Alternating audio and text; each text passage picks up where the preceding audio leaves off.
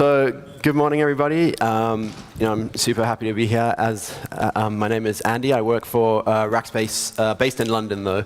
So thanks for coming and listening to my talk in English. And sorry, I didn't learn enough German to give it to you in German. But I think this way, at least everyone will understand what I'm saying, hopefully. So I am the project technical lead for the OpenStack-Ansible project. I am the PTL for this cycle, which is the Pike cycle, and I was the PTL last cycle, which was the Okada cycle for OpenStack. So I've actually been involved in OpenStack since around Essex. My first attempt at deploying OpenStack was in the Diablo days. It was a bit of a pain. There was a lot of things you needed to know, tips and tricks, and even when you got it working, it didn't really work how you thought it should. And it was actually really challenging. I started off doing operations and as a systems administrator, and I've moved on to be a developer now.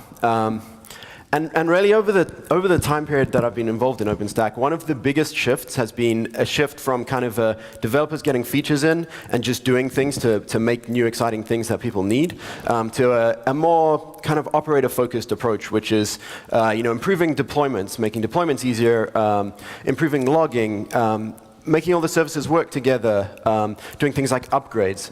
These weren't really concerns in the early days. It was pretty much, we need to be able to do a set of things that we can't do right now. Let's make sure those happen. But there's a definite shift, and I think projects like OpenStack-Ansible are a clear indication of that.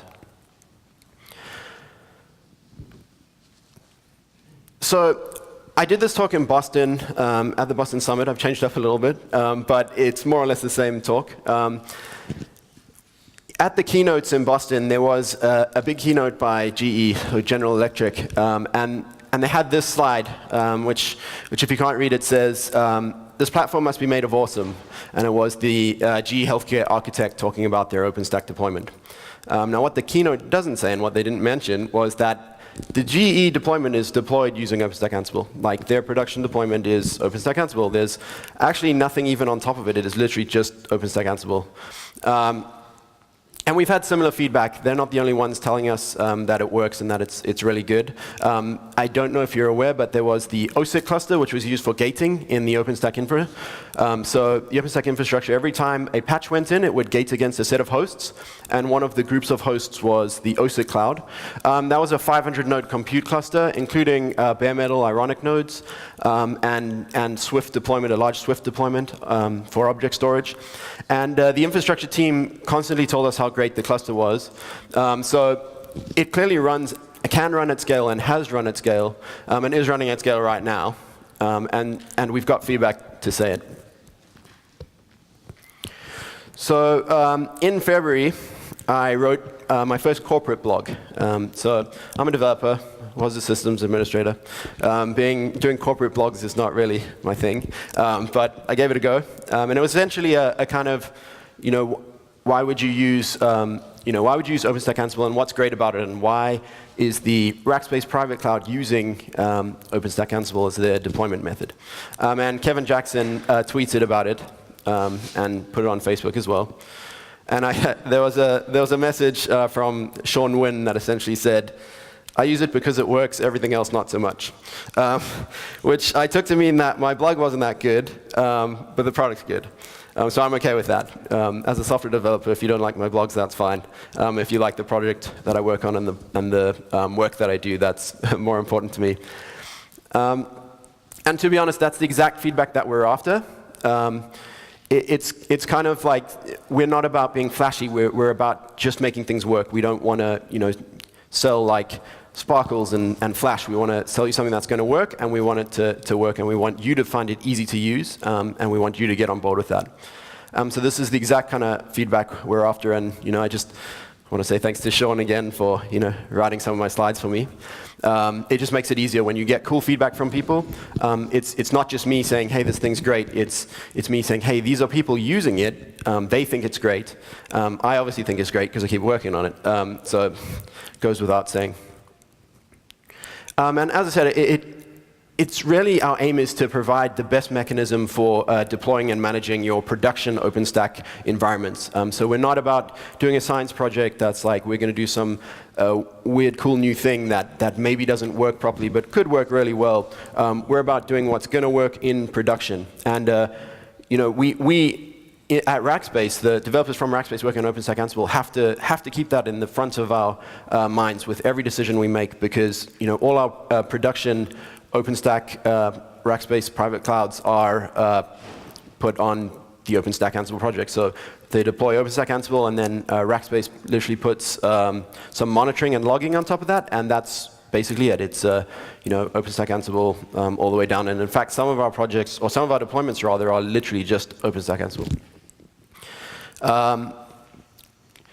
So yeah, that's been key to everything we've done since the project started in Havana. So the project's been around a while.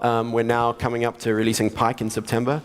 So since the Havana days when we did our first proof of concept, which was essentially just to say, can we run the infrastructure services of OpenStack inside containers, and is that a good idea? But really, it's not about containers. And I think there's a confusion that everything must be done in containers, and we have to put everything in containers, and that's just how we do it. But I'm going to show you that we don't necessarily do that all the time, and there's reasons you might want to or might not want to.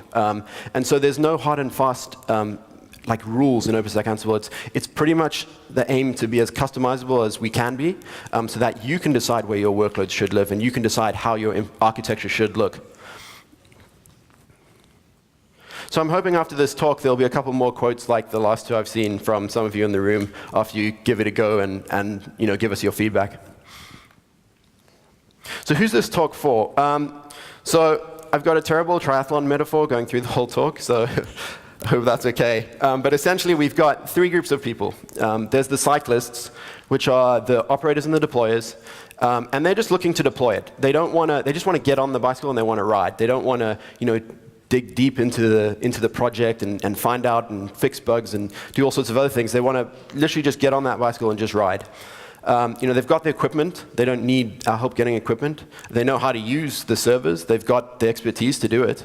But they just want to use a set of existing tools and be able to integrate that with their OpenStack deployment in order to get the results that they want. Then there are the runners. These are the developers on other projects. They don't really want to get too deep into OpenStack-Ansible. They want to keep developing on whatever project it is they're working on. That could be Keystone, Nova, Swift. But we think that there's a place that OpenStack-Ansible can help these developers to get more out of OpenStack themselves and to help them to develop on it. And we'd like to help them to create roles for new projects and onboard them in OpenStack-Ansible so that we can have a closer community relationship between the upstream projects and OpenStack-Ansible. And then the third group are the swimmers. These are new contributors interested in developing on OpenStack-Ansible, so not just other projects, but OpenStack-Ansible itself.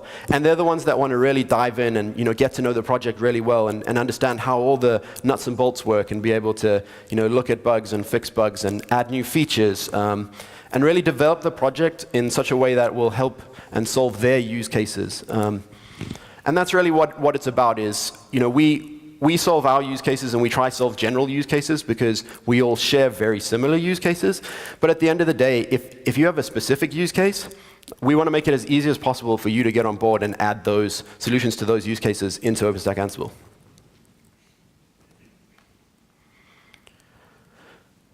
So let me give a brief outline of what OpenStack-Ansible is and what makes it different to other projects and why maybe you'd think it would be a good idea to use it. So we use LXC containers, so that's Linux containers. They've been around for a long time.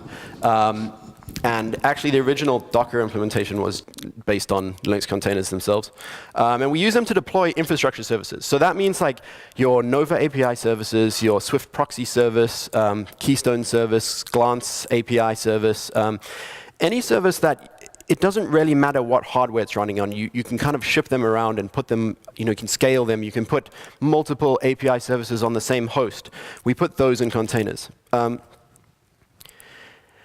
But we decided that our opinion is that if there is a one-to-one ratio between the service and the hardware underneath, that it doesn't belong on a container. That you can put it on a container for some use cases, but that it's probably best sitting on the metal. A key example of this is the Nova Compute service. I can put it in a container on the compute host. I have to do all sorts of workarounds to share the hardware underneath to the container, but I can do it. But what benefit do I get? If that host goes down, I can't ship the container somewhere else and have the hosts up there. I can maybe upgrade it inside the container, but I'm still going to have to reboot the host to do OS upgrades and various other things. And so really adding a container layer to that level almost just adds complexity for no real gain. And I think there's some other services, for example, storage services like an LVM Cinder volume service. It's tied very closely to the disks on the hardware itself. And so putting in a container almost just adds more work for you and doesn't give you much benefit. So we reserve it mostly for the use of the API services. But I mean, it still is possible to do it. We just don't by default because we think that's not the best approach. And actually, you can deploy your services on Metal if you want. So if you want your API services on Metal, let's say, for example, your Keystone server gets hit really hard by, for whatever reason, you have a lot of traffic. And having it in a container that's sharing resources just isn't doing it. You can put that on Metal too. We don't have a forced thing where it has to be in a container. We allow you to just target a host and run a set of tasks. So one of the other key things that we do differently to some projects is that we build from source for the OpenStack services. So when you deploy Keystone or Nova or Swift or any other OpenStack service, we will literally get from git.openstack.org the hash that you have put for that repository, and then we will build the Python package with all the dependencies in it, and then we'll store that in a repository server and ship that to the containers for you. The reason we do this is because in the old days when we did our first deployments and we weren't using OpenStack-Ansible, we used to do packages. So we used the Ubuntu Cloud Archive packages and the RDO packages. And they are good, and they do work. But we found that there would be bug fixes that have gone in, and we then have to wait like a month or two for the package to get built. And the older releases were even worse. Like if it was 2 cycles back, it would take even longer for this package to be built. With OpenStack-Ansible, you can literally just point to the latest SHA that includes the bug fix, and rebuild the package and deploy it to the containers. And that's it. You get the bug fix straight away. And even more than that, if you're on an EOL, like an end-of-life branch for OpenStack, a lot of people are still running Mataka, which is EOL, or even before that, Juno, Liberty. And you can't then consume bug fixes because none of the development teams will backport them. But what you can do with OpenStack-Ansible is you could fork the existing stable Mataka or stable Liberty branch, backport the bug fix manually, and then just point to your Git repository, and it will build that source for you as well. So there's no limitation based on packages or anything else. You can just deploy from source. And that causes some people some concerns. They think, oh, well, if I'm deploying from source, how am I managing this? How can I be sure that all the dependencies are good? How can I be sure that when I deploy today and I deploy a month later, I'm getting the same thing? Packages will package all that up for me, and I know what I'm getting. So we have a repository server that we create, and essentially what it does is it calculates all the dependencies for the packages you have, puts them in a repository, and then they're stored. And the only way you can change those is by rerunning the repository build. So if you were to deploy a compute host today, and then you want to scale out 5 months later, a year later, it's going to deploy the exact same packages, versions of pip, exact same app packages or yum packages, or RPMs rather, and then you'll literally be the exact same version of everything on the new host, and because we store everything there. Now, you don't have to use that if you've got your own infrastructure that includes repository servers or anything else. You can point to those, but we do have a functionality to build those in. We use virtual environments, Python virtual environments, to segregate out dependencies of individual services and their pip dependencies. And this is really useful because we don't force you to put one service on one container. So you could put just the Nova metadata service on a container by itself, and that works fine.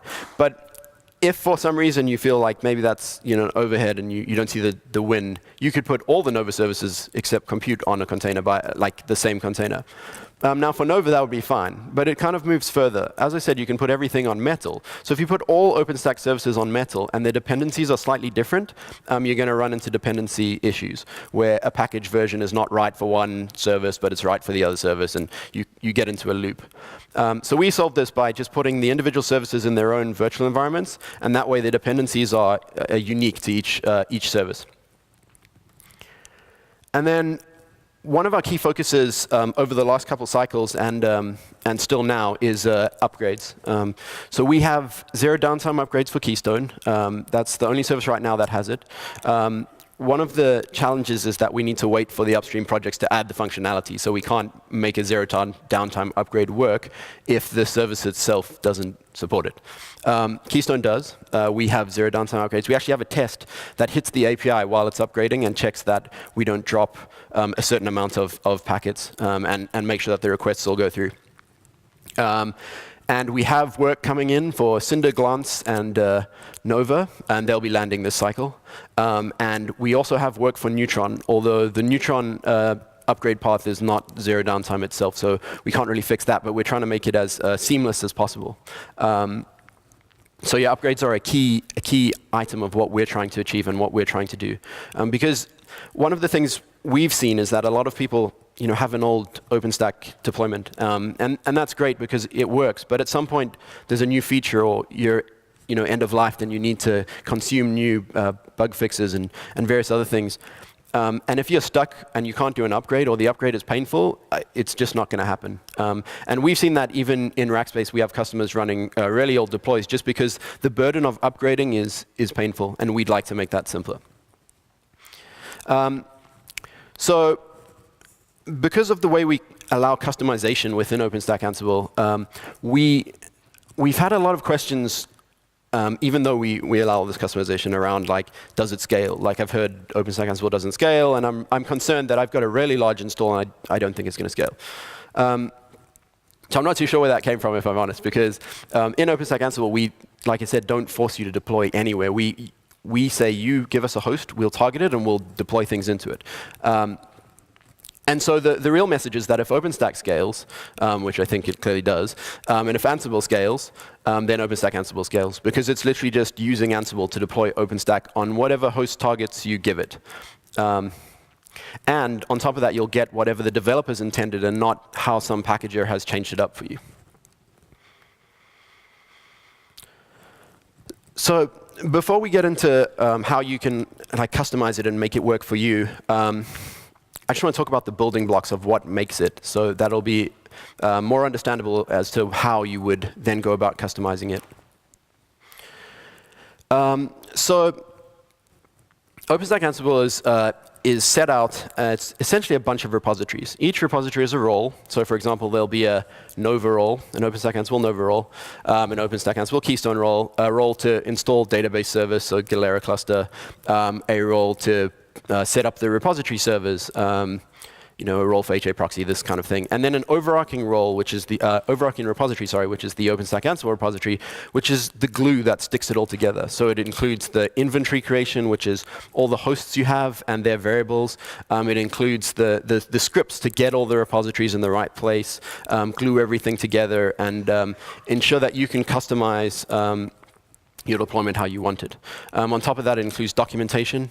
So we put a lot of effort into documentation, but I'm going to cover that a little bit later, so I'll skip over that. But the real strength of OpenStack-Ansible is not going in and doing an all-in-one deploy, which you can do. There's a script. You can essentially spin up a cloud server, clone the repository, and run a script, and it'll deploy a OpenStack Cloud all-in-one for you.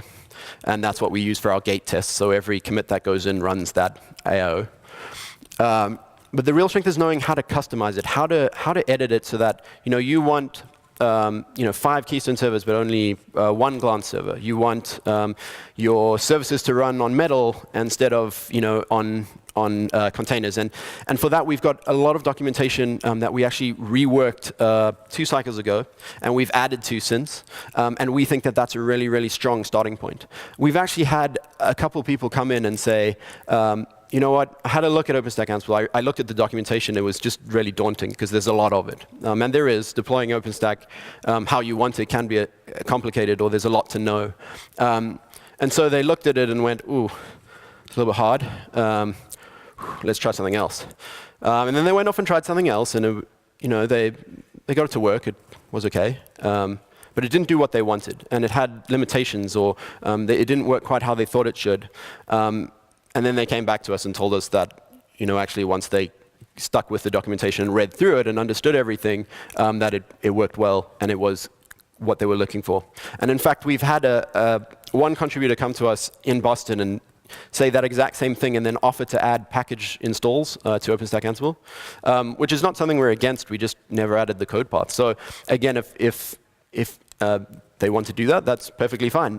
But the point is that we think, and we've experienced people have seen it working, and because of the customization, they can get what they want and not what we tell them to want. There's a really great example of the on-metal use case that I keep talking about. IBM have a Swift deployment, object storage using OpenStack-Ansible, and they tried a feature that we just added, which is to run Swift in PyPy. There was a talk given at one of the summits I think it was Barcelona, around the performance increases you can get by running your Swift service in PyPy without doing anything else. Instead of running the usual Python bin, you run PyPy, and you get a performance increase. And they wanted to test this out. And we had the feature added in. And what they found was that there was a bottleneck. And the bottleneck was essentially that the proxy servers themselves were just not able to run. Like if I had a container with a whole bunch of other infra on it, the proxy servers were just killing the box, and the other services were being impacted. So what they did was they got 3 really beefy boxes and put the proxy server by itself on those boxes on metal, and co-located memcache to cache requests to the proxy server, and all on large physical machines. And OpenStack-Ansible allows you to do this. You can do this. You don't have to put it in a container. You can just target it at the host and run it. And they found that the stats they got out of throughput and the deployment speed and pretty much everything else around operating the Swift cluster were really great. And actually, they did put in some fixes for some of the stuff that didn't work, which is kind of exactly what we want. We don't know every use case that everyone wants, so we try to be as general as possible. But if there's one that maybe almost works, we're more than happy to help anybody get involved and try fix that up.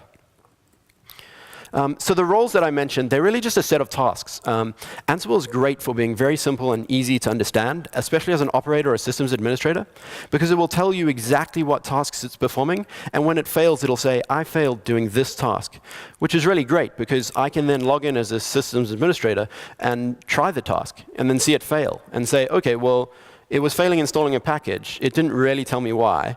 I ran the package install. Oh, I see that one of my repositories is broken, so it's not working. And then I know, and I can go fix it. And as a systems administrator with that knowledge, it's easier for me. And really all the roles do is they use these tasks and they target a bunch of hosts. And it literally is that simple. I have a set of tasks to set up Nova. I'm going to target those tasks against a host. And keeping it simple like that is what makes it powerful. OpenStack-Ansible then handles the orchestration of what order tasks should happen in, which is really important because especially when it comes to upgrades, you need to restart services in specific orders. You can't just restart all of them or restart them in any order you want. And there's some things that have to happen after other things, and Ansible is really great for that. And then on top of that, all you do is you specify variables. So you have a list of settings that will either change the functionality of, say, Nova or one of the services, for example, or will add a feature in, or will set your backend for Cinder to be NFS instead of LVM, these kind of things. So you can have these variables at a host level or a global level. So you could have some Cinder containers that are doing NFS and a Cinder volume container doing Ceph, for example. And it's just about specifying the variables at the right level, so whether I want it to affect the entire deployment or I want it to affect one host. And using these kind of fine-grained options, you can really customize it down to the lowest level. All All right, so let's start with a pretty simple example. So we're ready to go. We've got, we've tried out OpenStack-Ansible. We know it works. But I've already got a database server. I don't want OpenStack-Ansible deploying a database server. Like I've got one, and I've got database administrators. They're really good. They've tuned this hardware and the database and like the Galera cluster or MySQL running on top of it. Why would I want you to deploy one for me? And like that's a very valid question. And the thing is, we've coded all of this so that you can tell it not to deploy a database server from us. All you then need to do is specify the variables that are required to point it at your database server. And that is literally just specifying an IP for the databases. And obviously, user details, passwords. It needs to be able to log in and have access. Another alternative is for you to provide the access. And then you could set up just the Nova user. Say you don't want to put your root user somewhere. You can set up the Nova user, for example, and just add that to OpenStack-Ansible's variables. You might have to change some playbooks. Now, a playbook is essentially the way I target roles against hosts. You might have to change some of those, because the default ones we have will set up database permissions for you.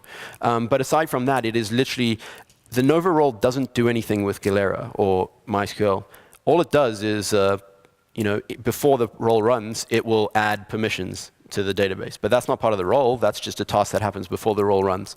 And so you can just point it at your existing one, and and away you go. So what about logging? I've got my own logging service. I want to incorporate that. I don't want to just use syslog or logs on disk. I want to use an elk stack, or I want to use a Splunk or Loggly. So at Rackspace, in our private cloud offering, we actually have an elk stack. So we've built stuff for that, and it's actually open source. It's available. It's just not in the OpenStack namespace, so you wouldn't commit code to it like you would to OpenStack-Ansible. But it is there, and it's free to use. Give that a go. But if you already have a Splunk or a Loggly server set up, there's literally one variable you can specify to tell it, hey, send my logs to this server, and you specify that variable at a global level, and then when the services run, it'll set it up so they get sent to the right place. And that's the kind of thing we're after, where we don't want to tell you what to do. So you should be able to clip and change whatever you have already. You shouldn't have to use whatever we've told you to use.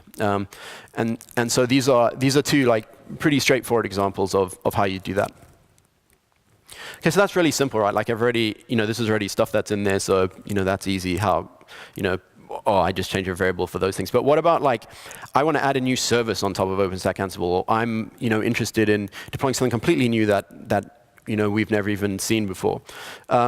So there's a really good example of that, in that instead of being hypothetical, we added a real example of this in Ceph. So the Ceph storage solution, which I personally think is really great, so if you haven't tried it, give it a go. It'll do object storage, block storage, file system storage. And we wanted to add this to OpenStack-Ansible so that it would work together and it would be integrated fully.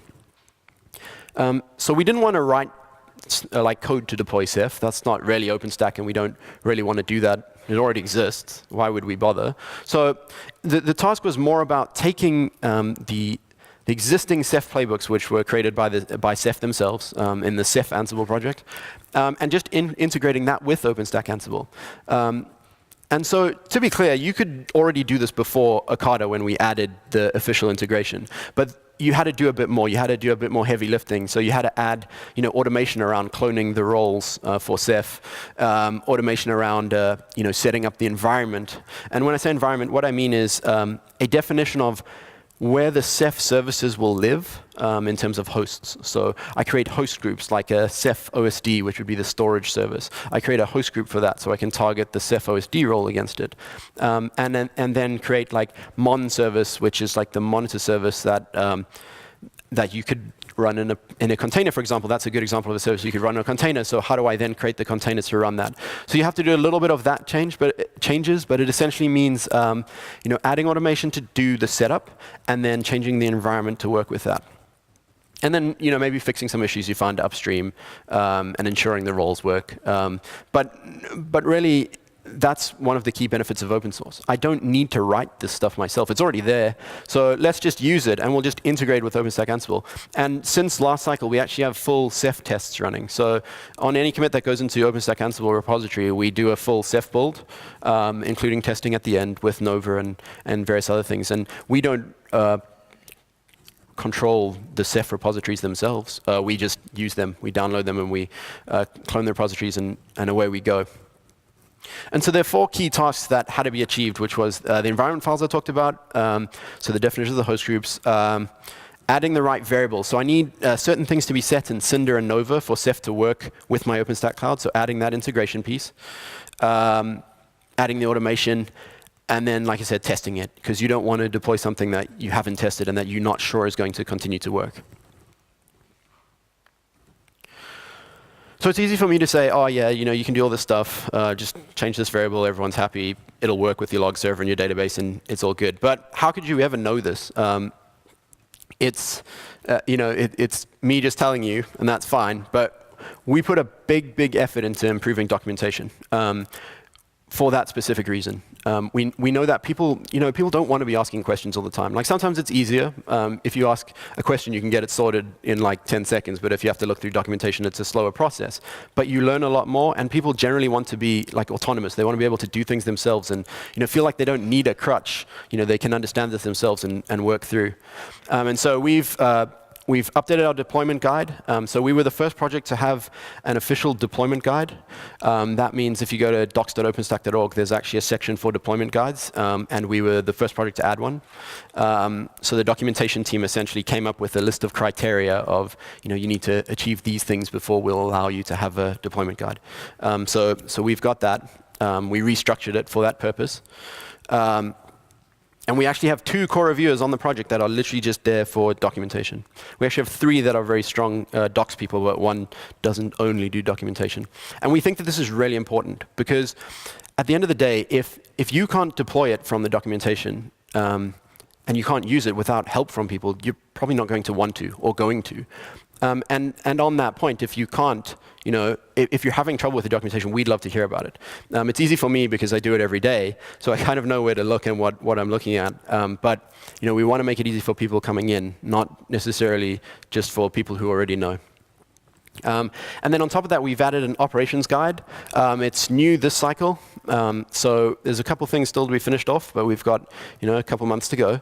But it's a lot of things around like not how to operate your OpenStack cluster, but how to operate your OpenStack-Ansible cluster. So we don't tell you how to boot instances or do things with OpenStack, like set up users. That's already in the upstream docs. But we do tell you how to how would I find the command lines to execute any commands in OpenStack-Ansible? How do I look at my Rabbit cluster or my Galera cluster and these kind of things that are OpenStack-Ansible specific.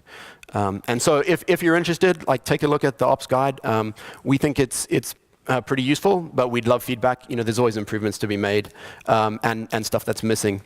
And actually, some of the sections I talked about already are already in the documentation. So, for example, Ceph-Ansible integration has a section. Using OpenStack-Ansible in an existing structure has a section. And actually, there's a blog post about doing that as well. Or just including a project into OpenStack-Ansible. So there's 2 sides to that. I've already got an Ansible structure of projects that I'm doing, and I want to add OpenStack-Ansible to that. Or I have OpenStack-Ansible as a base, and I want to add projects. And there's examples for both of those. And these are the kind of things that we think will really help you to get the best out of it and to use it how you want to. So the database and logging and monitoring stuff I mentioned, that's not in the documentation just yet, but there's sections that are still to be added in the ops guide before the end of the cycle. And there are some docs around the logging, so that kind of is there. So when I did the talk in Boston, there was a whole bunch of feedback. Mostly good, but one of the comments was essentially, this is really great, but you talk about a lot of things and there's no links to any of it. How can I find this stuff out? So there's a link. I put some links on the link, and there's a QR code as well. Actually, I don't really like QR codes, but someone said it was a good idea. So yeah, I'll just leave that up for a little bit. But yeah, so on that. There's a link to essentially the section. So there's a link on links to the documentation, the ops guide, developers guide, deployers guide, and then a couple of the other topics I'm going to talk about when it comes to the developer side of it and the new contributor side of it. So I hope that'll be useful. Cool. Okay, so adding a new role to OpenStack-Ansible is a pretty popular topic from developers. We've had loads of new roles come in the last cycle. So we've had a Dragonflow role, which is a Neutron plugin. We've had Octavia, which is the load balancer as a service, the kind of new version of that. We've got Molten Iron, which is like a bare metal deployment piece. And like various others, Searchlight, Carbo, Freezer, those are all kind of coming on the way as well. And we get a lot of, like the tech, typically what happens is the project lead for the project will come and say, look, we want to expose our project to more people and get them using it. We think that would be a good way, and it is. But it can be pretty daunting at first. Like as much as it's daunting for me, for example, to dig deep into Nova or one of the other projects, it's quite daunting for a developer from another project to come and have to, develop a whole Ansible thing that will deploy all the tasks. And maybe they're very developer strong, but not very ops or systems administrator savvy. And that's even harder. So we've been focusing on making it easier.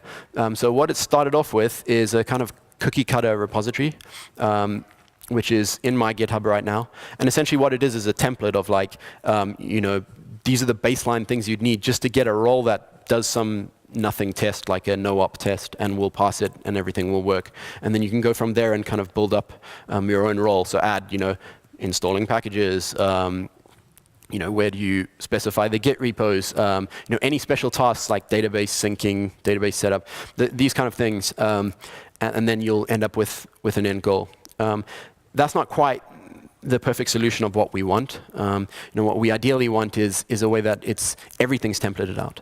You literally just template the thing and change the names, and then maybe add some new tasks. And everything's in the order that we like it, and the kind of style we like, and the tags are good. Everything kind of fits the same way we've done the other roles. And so we're developing a Ansible Galaxy role for that. So you should in the future be able to just take the Ansible Galaxy role, specify the name you want for the repo, so the project name, and then it should change it up. So then you have to just change a couple things and specify some variables and do any special task stuff.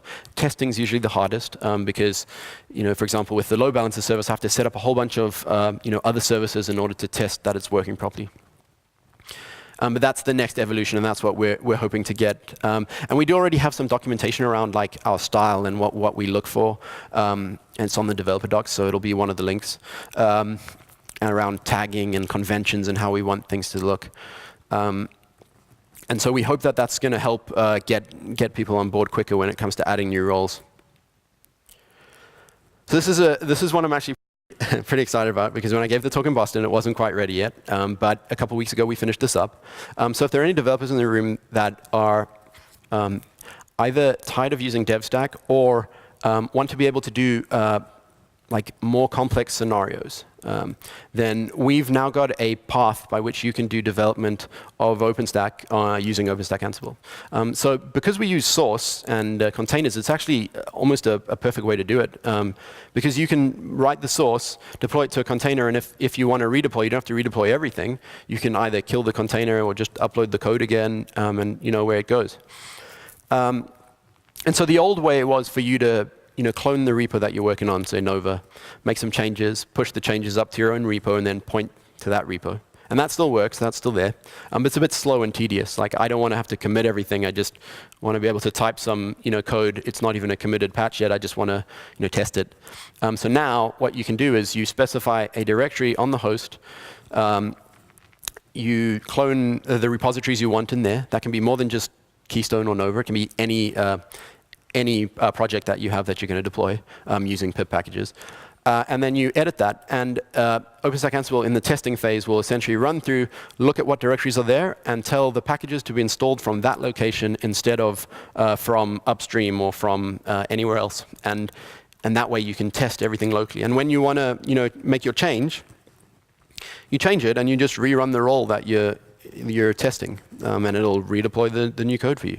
And that's pretty much it. It is that simple. And it actually extends further than that, in that the way we've done it means that you could test the Python memcached pip package by like cloning it into the same location and editing the code there, because it will literally just look and create a list of any packages, any directories that'll link to the package name.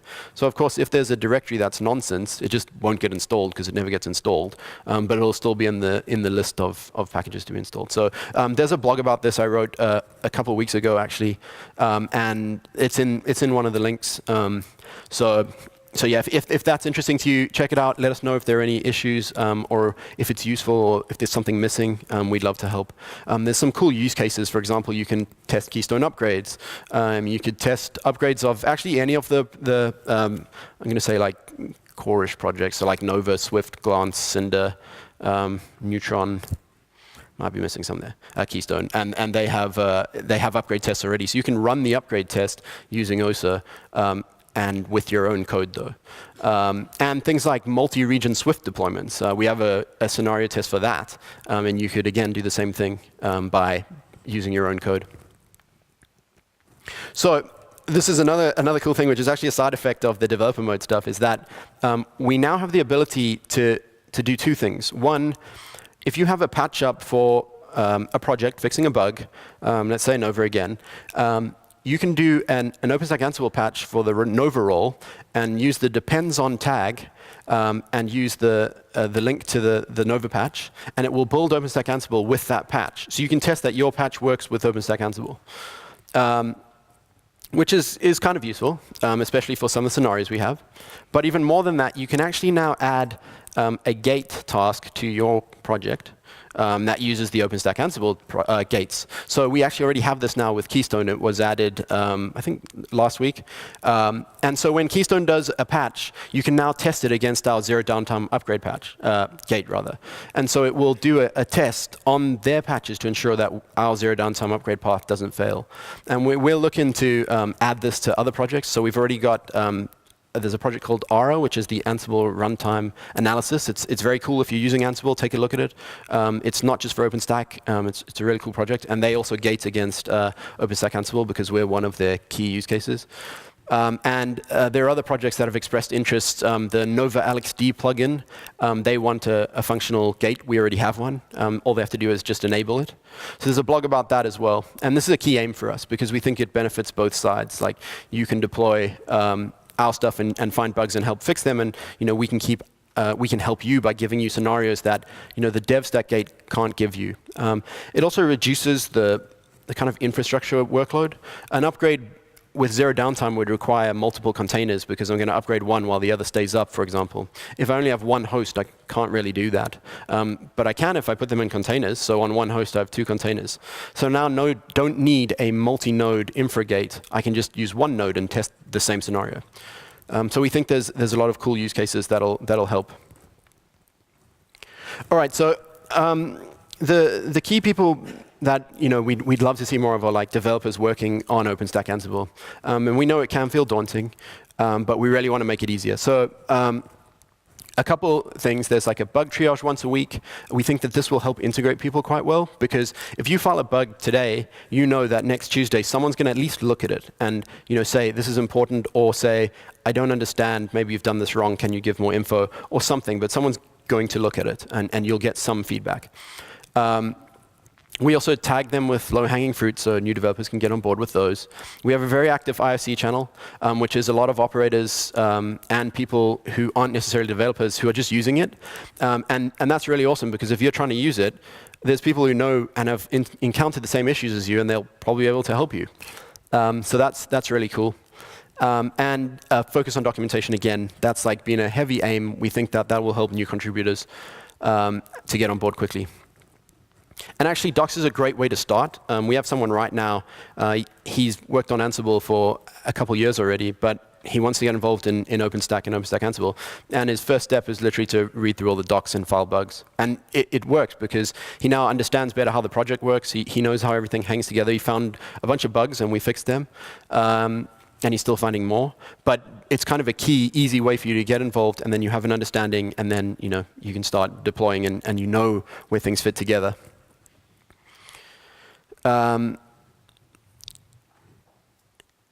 Yeah, so like I said, for me, it's easy to say, oh, this works, but if you're new and you're coming in and you can't understand it, then we've obviously done something wrong and we'd like to fix that. So we try to be as welcoming as possible to new contributors.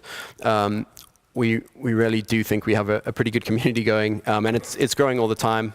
Actually, when the project started, it was a Rackspace initiative, so it was 100% Rackspace. But we've seen that drop every cycle since by about 10%. So we're now at roughly like 55% commits of code are Rackspace, which is still quite high, but when you consider it started off at 100%, we've seen a lot of companies get on board, and a lot of new features get added pretty much for free as far as we're concerned. Like we now have CentOS 7, Rails 7 support, and Rackspace didn't initiate that. It was one of the core reviewers who works for a Canadian university added that, and we have SUSE support being added as we speak. And so it's all these kind of things that helping people get on board helps our project to grow and helps us to improve, and that's the key goal we're after. We think that there's a lot of things we can give to you and that you can give back. So the real message is that everyone is a contributor. It's a mindset change though. If you're used to just being a consumer, it's a very different mindset. And in order to get over that, we want to help you get over that, because changing that mindset, once you realize that you can actually control how this project works and how it goes, rather than just consuming whatever gets thrown over the fence, it becomes very powerful. So we've got developers who help us improve our project directly. We've got developers that work on other projects that, because they're improving their project, improves our project. We've got operators who just file bugs or attend meetings and let us know what is and isn't working. We've got operators who sit in the IC channel and help out other operators and new deployers and developers. We've got people who work on docs. All of these things are contributions. If you installed OpenStack-Ansible today, and found a bug, and then never used it again, you're still a contributor as long as you filed that bug and we can know about it. And that's really what we want. We want to move to this idea where everyone can help and everyone wants to help. Because open source is great. There's a lot of really cool benefits. But in my experience, you'll get the most out of it if you're getting involved in it. If you're helping to shape what it is in some way. That doesn't mean code necessarily, although that would be cool too. But it can just mean helping to point out issues, or to say, I've got this cool use case, and you could try it too, and here's how we did it. Blog posts or just talks or anything about it is all great. So yeah, we really believe that if we can make something that works for you and is easy to use, that you'll want to get involved and help make it better and help make it work more for you. And that's essentially what OpenStack-Ansible, and I think OpenStack in general, it's all about the community, and we firmly believe that. Cool. So yeah, any questions? I've got, I think, 10 minutes left, 12 minutes left. So if there are any questions, and if you don't feel like asking a question now, feel free to hit me up on IRC or Twitter or anything, or speak to me afterwards. I should be about.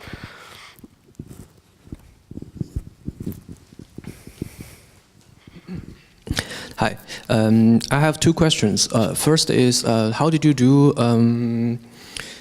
so major version upgrade, for example, from Okata to Pike or Newton to Okata, for example? Mm-hmm. The second is that how did you do test after this OSA installation in Rackspace? Oh, in Rackspace.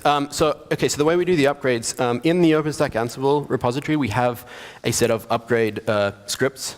So essentially what they'll do is they'll orchestrate the upgrade to ensure services are restarted in the right order. Any kind of pre-flight tasks happen. So that could mean things like we've changed a variable name, or some default has changed that we need to make sure isn't still there.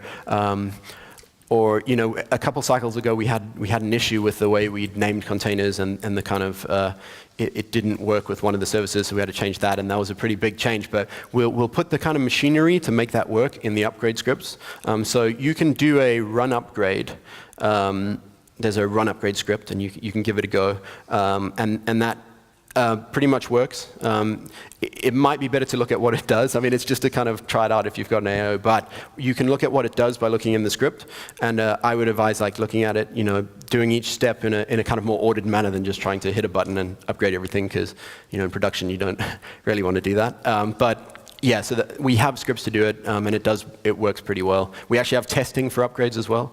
So aside from just individual service upgrades, so we have individual service upgrade testing for the ones I mentioned, so Cinder, Nova, Neutron, Glance, Swift, Keystone. And then we have an overall upgrade for a full AIO as well, which runs daily. So we have a periodical, because it takes a little bit of time. It takes a little bit longer than they give us for the gates. So we've got a daily task that runs, and we check that the upgrades are working for each cycle. So that's kind of how we do upgrades. And again, that is something we test every cycle, so it's something that we try to keep working all the time. Obviously on master it's a bit hard because things change like really quickly. And so we'll run into issues because other projects have changed things. But by the time we do a release, so for Pike that'll be, I think, around the 17th of September, the upgrades should be working fine by then. So yeah, but if you want to do a Newton to a Carter right now, that will work. So try the scripts out, look at what they do, and come up with a good plan to do that. And then, sorry, I forgot what the second question was. Testing after installation. Yeah, cool, okay. Yeah, so we have some gate tests from a development perspective. So I'll start off with that, which is essentially we run Tempest, which is the OpenStack project for doing testing. So it does a couple things like a basic scenario test, which is essentially spin up a Nova instance, attach a volume, see if you can log into it, kind of some basic tests. And then some API tests, which are specific to each project. So we test each role from a development perspective, using that role's tests, and then we test the overall AIO using some basic scenarios and a couple other AIO tests. But from a customer perspective, if you were deploying in production, we do still do a whole bunch of Tempest tests. We also have a monitoring set that'll test that each of the API services are working, and various other things. And once you've set up the monitoring, you can check that all the alerts are clear, which is a pretty good way to do it, because you want to make sure that everything's working fine, that no alerts are firing off. And then we have a couple scenario tests that are a little bit more in depth than the kind of developer one we use in Tempest. So yeah, it'll be, say for example using Ceph, you might want to test some other things aside from just can you boot an instance. You might want to test a live migration. So we have tests for that as well. Thank you. Yeah.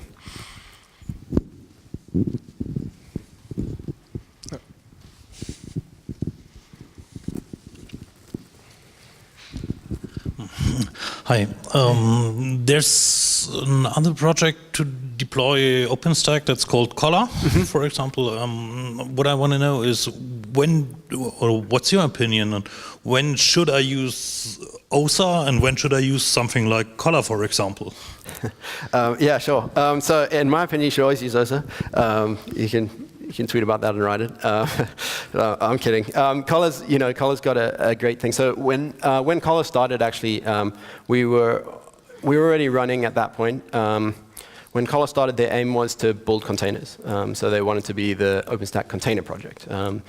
And then we had some talks with them around, can we integrate, how can we, maybe do what we're doing and link it up. And they had some use cases, well, they had some requirements that we didn't have yet. So for example, they wanted package deploys, and they also wanted to be able to do CentOS 7 or RHEL 7 at the time. And we didn't have that yet either. We do now, but we didn't then. And those were blockers to what they were trying to achieve. And so they decided to change to almost do deployments as well of containers.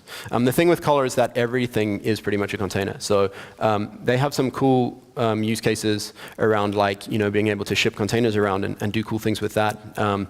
But our opinion is that it's less flexible for you. So deploying on metal and stuff is not something you can really do there. We let you just decide where you want to put it and do that. So if you've got a kind of Collar might well work for your use case, and then that's great. Go for it. If you're really keen on Docker, then Collar's the way to go. We do get a lot of people saying, why aren't you doing Docker? Docker's the cool thing, and right now it's not even the cool thing anymore, but it was the cool thing. Kubernetes is the new cool thing, and you can use Collar Kubernetes for that. So but we're more concerned about just making sure that you've got a deployment that works and it's going to be upgradable. So for us, when we're trying I'll give a pretty good example. One of my colleagues has looked at using nspawn instead of LXC containers. So nspawn is kind of like a chroot environment, but on steroids. So it's like namespace chroot and various other things that you get. And it's kind of like a container, but it's just very lightweight and easy to ship, and you get it as a part of using systemd. So we're already using systemd in Xenial, and we're using systemd in CentOS 7, so it's like a free win. But we want to add it to OSA, but we can't just like ditch everything and put nspawn in and like screw you for upgrades. Like it's fine. We're making it very like stepped approach in order to allow you to use nspawn, but still use LXC if you want to keep using that. And then when we decide at a point that LXC is now not the best approach and we think that nspawn is better, our aim will be to provide a clear upgrade path that will mean that you can move from your existing to the new one without having to redeploy or ship your workloads around. And to me, that's a key thing. Our focus is always production deployments. How do we make upgrades work? How do we want something that's going to be long-lived and you're not just going to have to throw it away. And look, Collar do upgrades as well.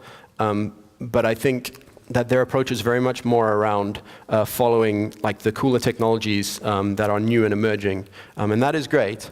But yeah, we're more concerned about, can I upgrade it to the next version? When the next new cool thing comes out after Kubernetes, will I be able to upgrade to that? And if the answer is no, then we're not really interested in it. So, yeah. Thank you. Sure.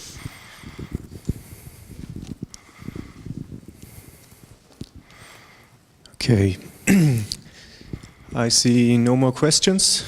Then thank you very much, Sure. Andrew. Thanks, everybody.